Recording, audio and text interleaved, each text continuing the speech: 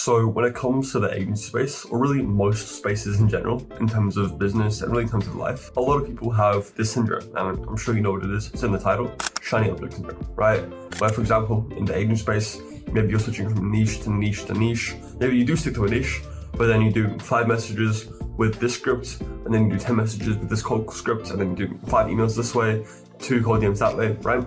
The shiny object syndrome it plagues the majority of people, okay? And so what I have right now is a doc to go over, and this doc will cure your shiny object syndrome. So the first step here is to be open and honest with yourself, okay? Even if you think there's a good reason, and maybe 1% of the time there is, at the end of the day, if you've been switching business model to business model to business model, and niche to niche to niche, offer to offer to offer, service to service to service, script to script to script, you probably have shiny object syndrome, okay? So that is honestly the biggest thing here, is to admit it. Admit that you don't have that kind of like macro focus, and kind of come to terms with it and accept it. That's the first step to overcoming it. Because if you're just in denial, then you're not going to use the dockets in this video, and you're not going to see any results from this, right? But before that, if you don't know who I'm Matt. I built an agency, and now I'm building a coaching business, basically teaching people what I did with the agency and still do with the coaching business. And really what we do is we help early stage agency owners hit that 10K per month mark and above, okay? So I'm not gonna waste any more of your time. Let's get straight into this doc. What it goes over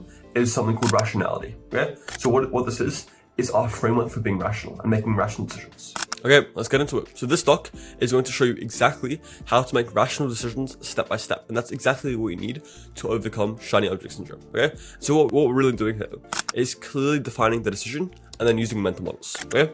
So that's the meme for you. And so the application of mental models is the last step in your decision making. Yeah, and a mental model is almost like a framework for decision making. It makes it that much easier to rationally analyze your situation and actually find out what the best move is, right? It's an analogy, it's a framework, so that you can kind of see it from multiple different perspectives, and so that you can properly understand the situation. Okay, so I can promise you that I think this is like an 8-step process.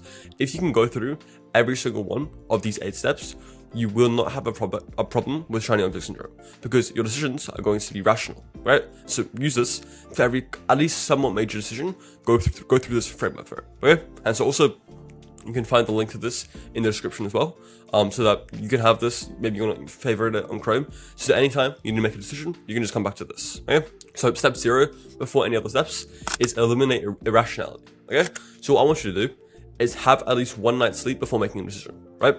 And act as if the decision is for someone you're consulting, right? So try and kind of separate yourself from it, because that's the biggest thing that's going to happen, and that's going to be the biggest issue. When you're making a decision about you, you're making a decision with all your limiting beliefs, with all your current feelings in mind. So you want to kind of act as if you right now is consulting you, okay? And release all judgment towards the situation, obtain full information about the situation, right? That's what we want to do. And then when you've done it, so obviously right now to know, when you have done this and you're in this kind of state of less irrationality, you can tick off like this and write down yes, okay? Then after that, step 1, we want to clearly define it. What is the decision you're making? So write it out here. What is the decision you're making? Is it, I'm thinking about switching niches from Cairo to gym. I'm thinking about switching business model. I'm thinking about investing this and this. What is the decision you're actually making? Okay? Then step 2, what is the dream result? Okay? So what's the dream result? What's the desired outcome of the decision? Best case scenario, what happens? Right out here, right? Step 3, you need to understand there are many ways to get to your goal. Okay? So as you can see here, there's many different vectors that you can take. Some of them, obviously, are going to be a lot more easy, right, and straightforward. Some vectors just aren't going to take you anywhere, and some vectors are a bit more complicated and maybe to take a bit longer for you to get to your goal. There are many different ways to do it, okay? And so the core principle here is honesty. You have to be completely honest and rational with yourself, obviously. Don't inflate or deflate chances of success, and don't inflate or deflate your current self, okay? So there are many different options that you have when making these types of decisions. This is the first step. So what I want you to do is map out alternative options. So you can create something similar to this in Miro, and obviously it might not be 0 to 5K, 10 to 20K. It might be like if you're wanting to switch niche because you think appointment booking is hard in your niche, then it might be like, no appointments, 5 appointments per day, right? Just where you are, where you want to be, best case scenario after the decision, and map out the different vectors that might get you there, okay? Then step 4, very simple. Ask yourself, what would 85-year-old me think? Or same question, at least somewhat similar. What would you on your deathbed think? Right? So kind of zoom out, think bigger picture. What would you on your deathbed think? Right? So if the decision is, should I stay in school and do something I don't want to do, or should I drop out and pursue an agency? 85-year-old you would think, go for it, bro. You only have one life, 100% go for it, right? So write this out. Then step 5, what you want to do is map out second order consequences, okay? So map them out for all the options you have. So here's an example. So second, or third, fourth, fifth, sixth order consequences are so important to understand, okay? So the first order decision of eating a fat burger is no more hunger, which is pretty cool, right? But then the second order decision is you gain a few grams of weight, you're feeling sleepy, and you have an unproductive evening, right? You eat the fat burger, and it makes you just want to like lie down and nap for 4 hours, right? And the third order consequences of that is long term. You know, if you make a decision, you're more likely to make it again. And so third order would mean maybe you gain 5 kg, you just have to spend more money on clothes because you're just a bigger sized human now. Whatever project you were working on was derailed because you weren't spending any time on it. And that unproductive evening led to less time with family and your relationships are cutting down, right? But then fourth order from that is now you're obese, you've gained 30 kilos, some health problems, side effects from drugs, and some extra expenses, and then the project that you originally were working on, which might be for you, the agency, is completely abandoned. You're on Netflix, you're eating junk food, you're on Facebook all the time, no energy, bad choices, divorce, right? So obviously, eating one burger isn't going to cause all these problems, don't get me wrong. But this is what I mean when I mean mapping out the fourth order consequences, fifth order, sixth order consequences, okay? And so obviously this is bad, but in the same way, the decision to maybe stick to your niche until, like, an awesome thing that I just got one of my clients to do is to sign a contract with himself that he wouldn't switch niche until 2026, right? Because previously he had shiny object syndrome. Previously he was switching from niche to niche to niche, and he started like 5 businesses.